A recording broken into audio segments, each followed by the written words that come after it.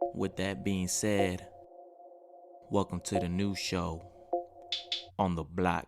Touching every topic, guaranteed to make it hot. Run them Phillip River spirals to girly running the rock. Run them lake show dunks to them game winning shots. It's a lock, it's a fact that we only spitting facts. Like who wreck a finna flop and who stay on top of that. Who the hottest of the month and who really spitting trash. Don't stress, just guess. This your favorite podcast. Everything should be dead after. That's what he said.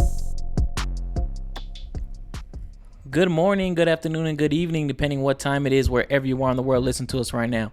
I am Francisco, your host with the most, aka defective_TDK on the IG, and I'm chilling with my co-host. What's up, everybody? It's Daniel, aka Unruly Pretty Rocco on that IG. And you are now tuned in to episode 73 of With That Being Said. And during this episode, we were actually live on Instagram. We are. First time doing it. Hey, man. Try it out. Yeah, Danny brought it to my attention. I don't know if we'll be live throughout the whole time. Maybe, we might just forget that it's there. Yeah. As far as reading the comments and your guys' stuff on IG, Danny's gonna take care of that. Oh, I am? For two reasons. Why is that? Because my phone's upside down. Number one. Why it's upside down is because I gotta charge it and I gotta stand it up and it's a whole thing.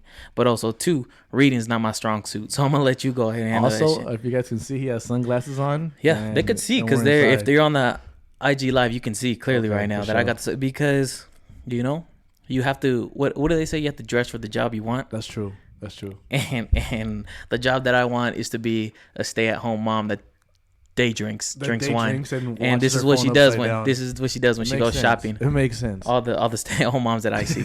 Okay. They smell like wine at 2 p.m. This is how they look. So that's what I'm dressing for. Danny, how was your week, man? It's been good, man. Good and not good. Good because I got my car fixed. I've been having transmission problems. Uh-huh. Not good because I don't know how people be doing it without cars.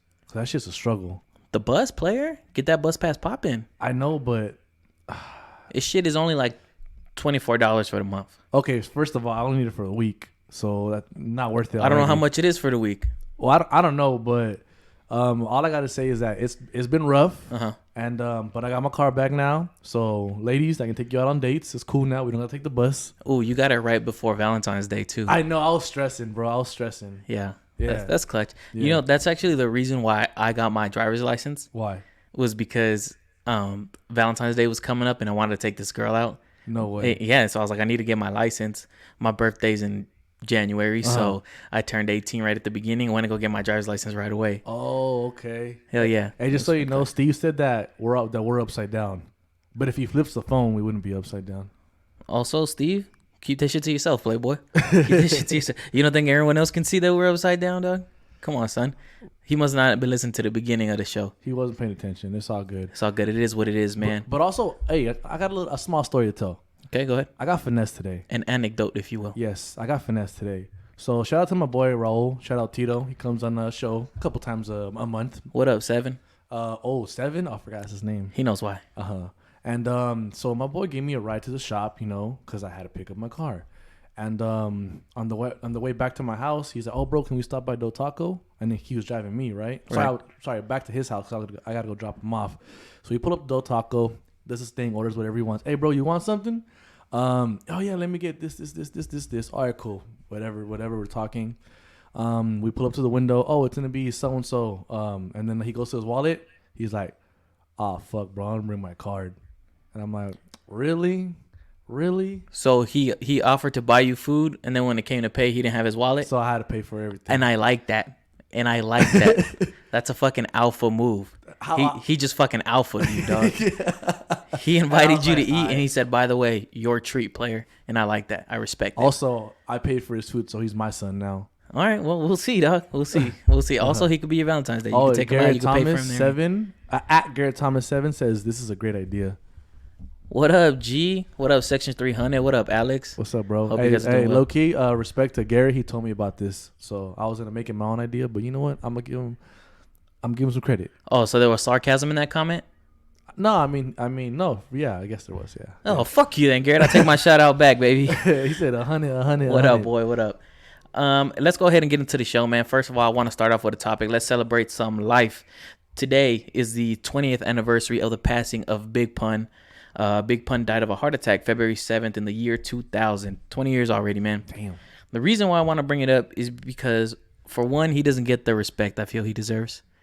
One of the greatest MCs of all time, not one of the greatest rappers, one of the greatest MCs. So whoever you look to that you think is like lyrical, miracle, spiritual individual, those guys that you look up to, for sure they look up to Pun in some way. Definitely. For sure. Big Punisher. And also, the player was Puerto Rican, dog. Puerto Rican. The player baby. was Puerto Rican. So he's down. definitely a staple for Hispanics and Latinos in hip hop. Also, you know, he's not a player. He just crushed a lot. He crushed. It's one of the most iconic songs of all time. Still gets sampled to this day. The Game just used this sample on his last album. So, you know, his music lives on. But also, I want to bring up Super Lyrical and Capital Punishment. And there was one more, Twins with Fat Joe from the Deep Cover soundtrack. Yes. I wanted to bring those up just because if you're not familiar with Big Pun, those 3 songs you can listen to, and that's all you need to listen to. It'll tell you whether or not you're going to be into the rest of his catalog. Also, I want to put some respect on Fat Joe's name because my boy has bars. Before the Ashanti J-Lo scene, yes, he was spitting for real. Now he's kind of obviously with the, I mean, now he's more like in his hate, like, you know, I can't say washed. I guess I can say he's washed. You can say that. I'm not going to say nothing. It sounds offensive, but It's obviously hella now, offensive. now he's more for the hit stuff, but boy could spit. Boy can spit. Yeah, I mean, for sure. I'm not going to take anything away from him. Some people say that he found Pun's rhyme book. That was the myth going around for a while. But yeah, they shared the same book. The boy's talented, I guess, you know. Let's get into the 17th anniversary of Get Rich or Die Trying. Oh my God, that's so weird because I was just singing one of those songs 2 days ago. Well, it was the anniversary yesterday. Classic hip hop album. Definitely. One of the best hip hop albums of all time. Released in 2003. It was the best-selling album of 2003. Not the best-selling hip-hop album, the best-selling album of 2003. It went platinum over and over and over again. I can't mention how many times it went platinum. Obviously, you know the hits. Yeah. Right? We know In the Club. Come on, dog. In the Club still bounce, dog. I don't care what nobody say. It still comes on in the club today. Well, I mean, I'm sure. I don't visit that scene much, but I'm sure. Yeah. 21 Questions featuring Nate Dogg, R.I.P. Nate Dogg. 21 Questions. Come on, son. Tell me you never dedicated that song to a girl player. Everybody did. Of course. Everybody did. Yeah. But what was really funny to me is that it was released in 2003, so I was 10 years old when it came out, and I was listening to this album, and I was just like, yeah, I know nothing that's going on in this album, but I fucking love this album. Like, just I wasn't ready to deal with the material on the album. You know, as a kid, you don't know what the fuck he's talking about. Everything was a movie. Everything was a video game. But yeah, definitely one of my favorite albums. I still go back and listen to it from time to time. I think that first song is probably one of the hardest like intro songs of all time. Yeah? Yeah, I think so. It's one. Oh my God. Yeah, definitely. G-Unit. Pump. We in hit. Pump. We can get the drama pumping. Like, oh my God. Every single time I listen to that song, I just get lit. I play that song before I go out, low key. Really? That song? Yes. Why that song? It just gets you lit. Okay. Yeah. Okay. I don't consider it like a going out song or whatever, but I mean it's the pre going out song. Okay. It's like, you know, like super pre. Yeah, so like, you know how you pregame? It's before the pregame. It's like you're in the shower to get ready for the pregame. It's like the song you put on at the end of the last game. Is that pre? That's how pre it is. Okay. No, both of the Eminem features on that album are fucking crazy. I like the fact that in his debut album, he gave all the G-Unit members opportunities to shine. They each got features. Young Buck and Lloyd Banks killed it. Tony Yayo, not so much, but hey, you were there. You were there. You know, that's what it's all about. A for effort. You were in that moment. And this is like the height, the epitome of the Ja Rule, Murder Inc. beef and whatnot. Oh, true. I forgot about that whole beef. And he has a line on one of the tracks where he says, if David could go against Goliath with a stone, I can go at Nas and Jigga both for the throne. And it's like, fuck, son. This he shout out to Miley Cyrus because 50 came in like a wrecking ball. He came in to fuck shit up, and he did. He really turned the hip hop game on his head, dog. And he was at the top of it for a minute. For sure, he had a couple hot summers. Yeah, P.I.M.P. 2 was on that album. I forgot. Yeah, and then they had the Junior remix with Snoop Dogg on it. Yeah. It was all over BET, all the time player. Always. On 106 in Park, always on the countdowns. Yeah, many men patiently waiting with Eminem. That's probably one of my favorite Eminem songs too. And then it led to a movie, and then he even had the fucking video game 50 Cent's Bulletproof. He did have a video game. I only played it once or twice, but still. Never played it. But still, he had a fucking video game. Fucking video. That's hilarious. I want to talk about something that just recently happened. And the reason why I want to bring it up is because I know you're pretty passionate and you're well informed on the subject. Yes, sir. So you don't even know what I'm about to bring to you, but I just read it before we started. Just so you know, Aaron Hippo says, "Why is the host with the most look upside down?" Hey, baby, because I'm out of this world, dog. I'm from the other side, Playboy. You already know what time it is. You feel me? But come at me, please. I wanted to talk to you. Last week, a 4-year-old died in Colorado from the flu. He died because the mother refused to get him vaccinated. Oh God. The days leading up to this happening, she goes on Facebook and she goes on to one of these anti-vax groups and she asked them, for advice, for remedies. What do you guys recommend? And they recommended all sorts of oils, berries. They gave her home remedies like putting potatoes in the children's sock and stuff like that. What? I mean, everybody has their own thing. We got Vicks. They got potatoes in the sock, I guess. So yeah, and then they also told her, whatever you do, don't give him whatever the doctor prescribed. Oh, so don't do what the doctor says. Yep. Okay, I got it. Yep. I got it. And then eventually the 4-year-old ended up passing away in Colorado. So I wanted to ask you how you feel about this. I'm absolutely livid because you're telling me that all of this could have been completely prevented, but you chose not to do what you're supposed to do. I don't understand how people, and I get it, the internet has a wealth of information. Like, I can tell you about a bunch of different things that you learn, quote unquote, in college. But at the end of the day, I'm not a professor of physics. I'm not a doctor. I'm not a mechanic. There's a reason why you take your cars to the mechanic, even though you look online, oh, this could be wrong. Yeah, but at the end of the day, they take know it better. to a specialist. Take it to a specialist. What are specialists with human sickness? Doctors. That's what you do. It just sucks because, bro, it was a fucking 4-year-old had her whole life ahead of her, and over the flu, something that's literally over something that we cured or at least created an antidote for years ago. I hope you. I want to know what the mom thinks. Like, good job, mom. My thing is, I hope she comes out and like speaks against anti-vax now and says I was wrong. Look at what happened. To try and make believers out of some of the people who are anti-vax. Try to bring them to the other side and see was that the like. Flu or what was it? It was the flu. It was just a regular common cold flu. Yep. I'm sorry. I mean, and even it's, and I get it. Some people don't take their flu vaccine because it does help. It helps. I think only 40 to 50% of the time. But if you think about it, that's way better than 0% of the time. And we're talking about a 4-year-old. Like, how strong could their immune system be? Exactly. I get it. You're an adult. Maybe doesn't want to take it. Well, you know what? You already been through a couple flu seasons. Your antibodies are probably stronger. So you know what? That's perfectly fine. But like, if it's my kid, I have the say in it. My kid's gonna get the flu vaccine, just to be safe. Just to, fuck it. I'll take that 40-50%. I feel you. Well, Danny, let's talk about some people getting rewarded. Because obviously those people should not be rewarded. Let's talk about some people getting rewarded. Should go to jail. This weekend is Oscars weekend. Oscars weekend. Not from The Office. No, not that Oscar. Not that Oscar? Okay. Not that Oscar. Okay. We're talking about the awards given to the critically acclaimed movies and whoever decides that these movies should be critically acclaimed.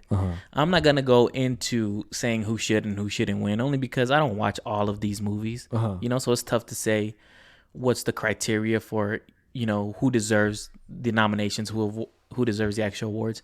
But I will say the Joker got 11 nominations. Damn. How you feel about it? I really like the movie. I really like that movie. I really like the movie.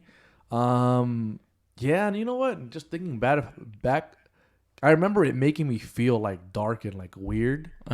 And like, if a movie does that to you, and you're just completely in it, it for sure deserves those. Do you know what the categories are? No, I was not gonna look through all 11. I was like, fuck that. But I know they're in it for Best Picture. They're in it for Best Picture. They're in it for Best Leading Actor. Let me see. The Irishman got 10. Once Upon a Time in Hollywood got 10. And a movie named 1917, which is based off of World War I, also received 10. Mm-hmm. You like those movies? I haven't watched Irishman, but I have watched Once Upon a Time, and I've watched 1917. And how you feel? Do you think, based off of how you feel about the Joker getting 11, do you feel they should get 10 nominations? Yes, for sure. Okay. I you know what? I feel like maybe they should deserve more nominations. Maybe I feel like they deserve more than the Joker, but it's fine. That's fine. 10, 11, there's no difference. But really. they should be in the lead because the Joker led everybody with 11, and then these all have 10. So you feel like you're comfortable with them being there. They're in the upper echelon of yes. I respect that. That's cool. That's cool for sure. Yeah. Okay. Just wanted to make sure. I'm not gonna go into snubs and who should have got what or anything like that. But this is who more than likely is gonna be taking home 5 or 6. And actually, most of these movies will probably be in the same category with each other. Yeah. So now that you think about it. Yeah. Yeah. So we'll see how that goes. I never paid too much attention to the Oscars, but I'm really intrigued in some of these movies, so I figure I bring it up. I agree. I usually pay attention just to the nominees. Like, oh, okay, it got put up for that. Like, I guess I got to go watch it. I don't really pay attention to like, this one won Best Picture, so I have to watch it. It's more of just like a general. It gives me a general sense of what I should watch. All right. Hey, let's get into some guys have been letting me down as of late. Let's get into the Los Angeles Lakers, who are sitting at 38-12. Danny, that's good enough for what? First place. First place in the West, at least.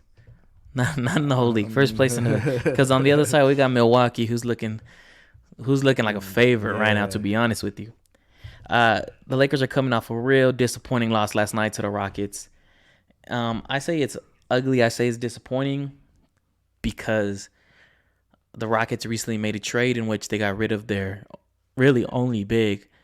So you look at a team like that, you look at a team like ours where we're at home, we have about 3 7-footers, and you should think we're going to control the paint, we're going to control the rebounds, we're going to block shots.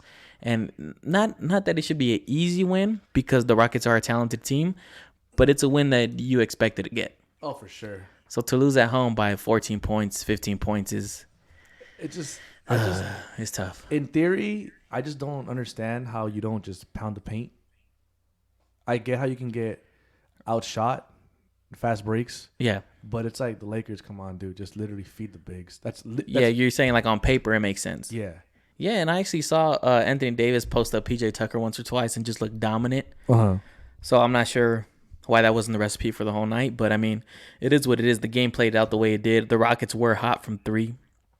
And ultimately, they got rid of Clint Capella so they can space out the floor for Harden and for Russ. And that's what they did. They went to work. Okay, I want to give a shout-out to my boy KP. He just commented saying, can we address the IG Live one time? So I'm addressing you guys. Don't worry. I see you guys. You right. What's his name? KP. KP, what up, boy? Don't say I never did nothing for you. Nah, I'm just fucking with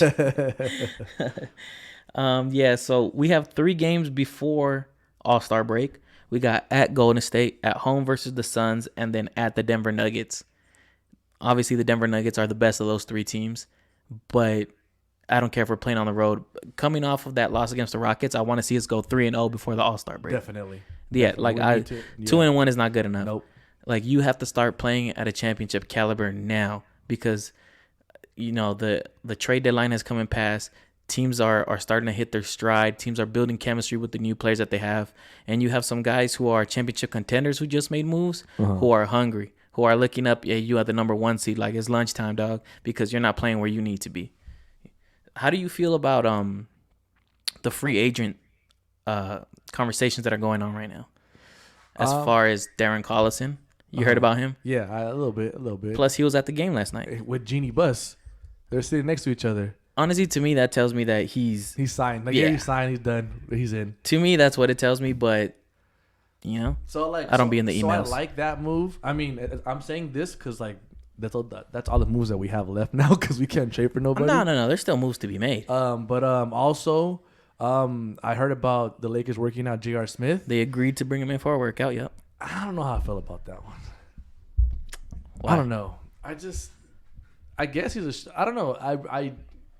To me, he's more of a name than an actual the role player. I guess he could shoot. He can shoot. No, he can shoot. He also makes stupid mistakes in crunch time. I mean, one time, and you're not gonna let it go. Okay, No, not gonna let that I shit feel go. you. Look, like you said, Darren Collison, I feel like he's going to be the guy that we're going to get. I feel like he should be at the top of our list for potential free agents. J.R. Smith is coming in for a workout. I feel that's more last resort because we do need to make a change or we do need to make an addition to the team. Deion Waiters just got traded, but where he got sent to, he's looking for a buyout right now, so I hear. So if he gets bought out, I wouldn't mind bringing him in for a workout as well. And then you have Isaiah Thomas, who just got traded to the Clippers. He also, I think, heard he's gonna get bought out. There's rumors of him getting waived, of him being bought out. I wouldn't mind bringing him in for a workout. Do you think that would be an upgrade over Rondo, Isaiah? Would it be it depends what you're looking for. Because everybody's like on Rondo, how he needs to play better, how we need to get rid of him in a trade. He's kind of the scapegoat now. Yeah, I don't necessarily feel that way, but we do need a player who can create shots for himself and be a threat on the offensive side. Rondo is more of a playmaker in the sense where he'll get shots for other guys, but we need somebody that can space the floor and make the defense commit and be honest to them at the three-point line. So is it an upgrade? I don't know if it's an upgrade. It's just a different style of play. That's just a different point of view, I guess. Yes, exactly. And I guess that's what we need, you know? Yeah, I mean, I guess everyone thinks about like, oh, what about defense? He doesn't play defense. But I feel like collectively as a team, I think we can make up for that loss on defense. Yeah. I mean, we're not going to bring in Isaiah Thomas for defense. Yeah, we're not going to bring in J.R. Smith for defense. So, yeah, in that sense, it wouldn't be an upgrade at all. What's up with the live? I'm just seeing stuff upside down. Oh, it's the homie we met at Staples Center. Hey. Well, I met at Staples Center. Wait, who? Which one? Lauren? Oh, Lauren? Oh, yeah. What's up, Lauren? What's up, Lauren? What up? 4-team trade in the NBA, man. Well, there's a lot of trades in the NBA that I want to get to. Yeah. But we're going to start with the 4-team trade. And I mentioned it earlier. The Rockets traded away Clint Capella in a 4-team trade. What they got was Robert Covington. I like it. I like getting Robert Covington. He's a great addition to a team. He's a good role player, 3-and-D guy, gives you hustle, gives you heart. Was it worth giving away Clint Capella? Fuck no. No. Fuck no. I know the Rockets just beat us last night, but to me, you just traded away your chances at the title this year. No, I mean, you're out of it this year. I like what they're doing. They're trying to mix shit up, which is cool. But in reality, when it's the playoffs and you start playing, it's a 7-game series, and you're playing a big team like the Lakers, I feel like the game slows down in the playoffs. Like, you're not gonna get away with playing that. I mean, small ball, but that's like extra small ball. Yeah, well, I mean, people always say that, you know, the game does slow down in the playoffs. I feel like we're starting to go away from that because of the small ball. But you just have to think in the sense of what happens when we play the Rockets and we get PJ Tucker in foul trouble. Okay, so who the fuck's gonna guard Anthony Davis? Who's gonna guard JaVale McGee? Like, you just kind of fucked yourself out of there. They're hoping that their offense carries them the rest of the way. That's what they're hoping for. Basically, just shoot more than them. And hey, when Mike D'Antoni's your coach, that's always the motto. Just throw him up, baby. Just throw him up and just make sure you score more points than them. In that trade, the Hawks got Clint Capella and Nene, which I really like. Give Trae Young some bigs to work with because Trae Young has been playing stupid out the East. The Nuggets get Gerald Green and a first-rounder. I'm not scared of the Nuggets, but they did improve. Good for them. Mm-hmm. They did what they had to. And the Timberwolves got Malik Beasley, Hernan Gomez, Evan Turner, and a first-rounder. The reason why I'm going through it so quick is because the Timberwolves were involved in multiple trades, and that's not the one that most improved them. Let's go to the next trade, 3-team trade. The Heat got Andre Iguodala, Jay Crowder, and Solomon Hill. The Heat, major upgrade. I'm going to South Beach, baby. And you know what? They just made the East interesting. Because I had Milwaukee running through the East. I had the 76ers giving them a little bit of a challenge, but it doesn't seem like the 76ers can live up to their potential right now. But Jimmy Buckets got the Heat playing right, dog. For real. And then you add Iggy and Jay Crowder, some fucking knuckleheads that play defense, dog, that they're going to be in it to win it. They're fucking grinders. They got heart. They got hustle. The Miami Heat are looking scary. They look good. They look really I don't think good. they'll win the chip. They're a little bit too young, a little bit too inexperienced as far as the role players around them. But that's why you bring in Iggy. That's why you bring in Jay Crowder. So we'll see what the fuck happens there. In that trade, the Grizzlies got Justice Winslow. Good for them. Good for them, dog. They already got better in getting rid of Iggy because he wasn't giving you anything. Nothing. And then you get a guy like Justice Winslow who has been in the league a couple years now, and you know what you're going to get with him. They already upgraded. They're already in the 8th seed. I hope they make the playoffs. They'll be exciting to watch. And then the Timberwolves get James Johnson. Great. I told you the Timberwolves were involved in some trades. This also helps, but this is not what they were going for, okay? And then in the 2-team trade, Two-team trade. You Two-team trade. good over there? Two-team trade. 2-team trade. A little more traditional, right? Normal Two trade. teams. It's just you and me, and that's it. It's you and me, That's dog. it. None of Nothing this else. other shit with Yeah, fucking draft picks and Uh-huh. who said what, and then we're gonna buy this guy out. Just two teams, okay? The Warriors get Andrew Wiggins, a first rounder and a second rounder for the 2021, and then the Timberwolves get D'Angelo Russell. Good for them, man. Good for them and good for Wolves. D'Angelo Russell. Because D'Angelo Russell, he gets to go with his buddy Karl Anthony Towns. They put some more role players around them. Mm-hmm. They gave away some draft picks, but you know what? It looks like they want to turn around this season. That's what it looks like. And they got That's these guys crazy. under contract. Uh-huh. So for the next couple seasons, hopefully the chemistry is right. Hopefully all these guys want to play together. Hopefully Eagles don't get in the way. And that young team will be dangerous next year. Definitely. I want to see how they finish out this year. We got like 30 games left, but they're going to be dangerous next year for sure. That's why I'm excited for the Timberwolves. Danny, you want to talk about the NFL? I do.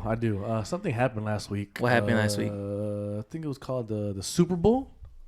What up, Gus? What up? Kansas City beat the Niners 31-20.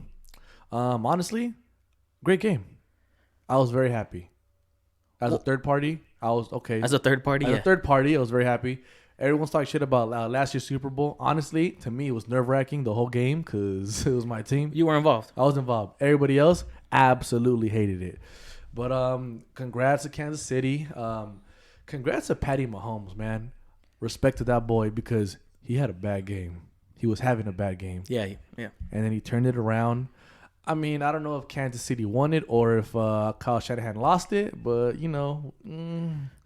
Oh, no, don't do that. Don't do that. Don't do that. Don't do that. Don't try to discredit the Chiefs. I'm not going to Chiefs discredit won them. it. They deserve it. They won it. But also, let me tell you, just something that I've learned because I've been watching football for like 6 years now. Not as long as most of my friends have. Uh-huh. But I know that when you got a lead, Mm-hmm. you run the ball, right? You're supposed to run the ball because you want to run out the clock. When Okay. you got a good lead. Okay. When you're the San Francisco 49ers, you've kind of dominated the season off of your run game. Uh-huh. So why, when you're up 10, Uh-huh. you stop running the ball? I'll tell you exactly why. Why? Because you're not playing anybody who's average. You're not playing the Cleveland Browns. You're not playing the Jacksonville Jaguars. You're playing against the Kansas City Chiefs led by Patrick Mahomes and Tyreek Hill and Travis Kelce, and they can score on you like that. So Okay. no lead is safe. You can't okay. play safe and run the ball. You have to go out, But your get after strength- it, and your score. strength is to run the ball. They were trying to run up the score because they knew exactly what could happen. It ended up not working out. I feel like you're looking at it, hindsight's 2020. You should have done this. I think they had the right mindset. We had to get after it and try to score. I think, and then it bit them in the ass. Hey, man, it's not always going to work, bro. But shout out to the Kansas City Chiefs because in the fourth quarter, they scored 21 points. Shout out to the San Francisco 49ers because in the fourth quarter, they scored 0 points. And that's how the fuck that shit happens, man. Honestly, I want to have a moment of silence for Richard Sherman That's not cool. because he got cooked. My boy got cooked. I mean, he gave up one touchdown. He was getting cooked the whole game. I mean, I guess. He also went against, Tyreek Hill. Yeah, but also he got cooked.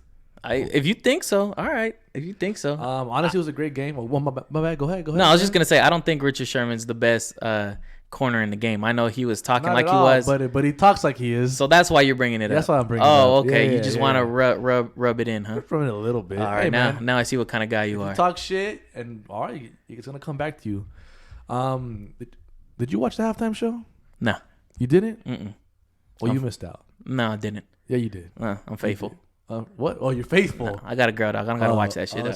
So as soon as it started, you just turn out the TV. I was like, get Shakira out of here. I'm waiting for the Doritos commercial. I'm waiting for the State Farm commercial. Uh-huh. I was not trying to watch the halftime Well, I want show. to give a shout out to Shakira and to J-Lo because I thought they had an amazing performance. It was honestly, I felt like it just summed up. It was the Super Bowl was in Miami. I don't know if you guys know, but I felt like it just summed up Miami. It was dope. It was super dope to see Shakira doing her thing. Her hips obviously don't lie. She had salsa elements. She had everything you can think of a Hispanic community celebrates. She had it in the performance, which I She had love. masapan? In the bag, was a little In the girl. back? Yeah, Okay, it was a little girl okay. eating She was giving out masapan. Yeah, Okay. exactly. Then in that case, she did have Yeah, everything. exactly. And then we flip it to J-Lo in the second half of the show. And she did work. Her choreography was on point. She had the bangers, Waiting for Tonight, Everything. It was just dope. It was super dope to see. Oh, who we talking about? Cisco had a Bible study during the halftime show. That's right. That's right. See, that's what he did. The people know. The people know. The people have spoken. But shout out to them. Shout out to J Balvin and Bad Bunny. Again, it was a great halftime show. Was it the best I've ever seen? I don't think so. I like Prince's a lot. Legendary. It rained during the halftime show, and you know what they told them? They told them, "Hey Prince, it's raining. Is that okay?" He goes, "Can you tell them to make it rain more?" Fucking Prince. Shout out to him. Was that your favorite halftime show? I think Prince was my favorite halftime okay. show. Yeah, but again, I loved it. My mom was hyped up, dancing with it too. It was dope. I was talking about the Shakira and J-Lo one. Yeah. But yeah, man, another Super Bowl gone, and damn, it's almost time for baseball though. Almost time. But before we get there, just a quick shout out. Eric Weddle is retiring. Oh, played 9 seasons with the Chargers. He is. Yo, you know what? One of my favorite players to watch. Obviously, I like to watch you a lot more when you're with the Chargers, but a fucking ball hawk, a big hitter, and a playmaker, dog. So, congrats, man. I hope you enjoy your retirement, dog. Always played hard. Danny, let's get to baseball. Okay, let's do it. Hey, shout out Mitch. He's on the live right now. No? Yeah, but that boy said this man is capping. What does that mean? Can you So what he's trying to say is that this individual is telling a fable of sorts. Okay. He's being misleading. Okay. I just don't know if he's talking about me or you. Oh, okay. He has to add us. Add us or it never happened, Mitch. But it's probably me. What up, Mitch? Yeah, Danny, let's get into baseball. Look. Shit popped off if you're a Dodger and an Angel fan because the Dodgers pulled out a monster trade. And I mean monster. I mean monster. I mean a green monster. I mean Mookie Betts coming to LA, baby. And if you guys don't know who Mookie Betts is, I'm about to tell you who he is. So he's an outfielder. He is a former MVP. He won it in 2018. Batted 346, 438, 640. And 2019 also, he batted around 295. You know, he is a monster. He is an MVP. We did lose some pieces. We sent our prospect. I guess he's not a prospect now because he's been playing with us. Alex Verdugo to the Boston Red Sox, and we sent Kenta Maeda to the Minnesota Twins. It was actually a tree team trades because apparently that's what everyone does now. All three of them. What's interesting about this is that Betts is he's a free agent after this year. Yep, he's a rental. $27 million. We don't know if he's a rental yet. He already is a rental. I guess. Because it's a 1 year, and then even if you keep him, you have to make a new deal. So it is a rental. We'll be fine. Don't worry about that. But we also got David Price in this deal. Hey, relax. Hey. I got this. We got David Price in this deal also. What I really, really like about this, besides the fact that we obviously got the MVP of the American League, let's ignore Mike Trout for like 2 seconds. Go ahead. I'll allow it. Is that we got David Price. Even though he has a nasty contract, it's 3 years, $96 million. Nasty. Boston's paying for half of that. Nice. So I like that. Look, he was injury plagued last year. I think he was shut down, but he still pitched. He had a 4.28 ERA. The year before that, when he smacked us in the playoffs, there was a 3.58. So I like this. I like the upside. Mm-hmm. Besides that, now that we have an MVP in our outfielder, we had a little bit of extra outfielders, so they're kind of expendable. Question. Yes, sir. How old is David Price? 34. Okay. Mm-hmm. That's it? Yeah, I just wanted to know how old he was. Okay, cool. Because 3-year deal, he's on the older side of things, throwing a lot of pitches. You're right. But you're looking at the bright side. We're looking at the bright side over here. The bright side for the Angels. So now that we have a surplus of outfielders. Good for you, Mitch. A subtle jab, yeah. Whoa, overrated. Hey, just so you guys know, on IG Live, Mitchell is a Yankees fan, and he's probably talk all this shit right now. I don't care. Ignoring Mitch right now. Hey, I like you, Mitch. I don't know what he's talking about. We flipped our outfielder, Jock Peterson, and a very, very underrated starting pitcher, Ross Stripling, to the Angels for this prospect called Luis Rengifo. Did I pronounce that correctly? Yes, you did, sir. Just so you guys know, Jock Peterson hit 249 with 36 home runs and 74 RBIs. So it's gonna be nice with him. Who is it? Who's out there? Upton, Trout, and Jock now. It'll be Peterson. We have a Joe Adell who's the number one on a lot of people's boards as far as prospect goes. So we were trying to bring him up, but in case he's not ready, we got young Jock Strap. I'm not a fan of Jock Peterson. I really haven't been for a couple years now. But when I looked at his numbers, I was trying to add, 37 home runs and 70 RBIs to what we already have. And I'm like, he'll be a good contribution, especially if he's our leadoff guy. And you got, Trout after him. You got Upton after him. So we'll see how it works out. I was more third baseman. What's his name again?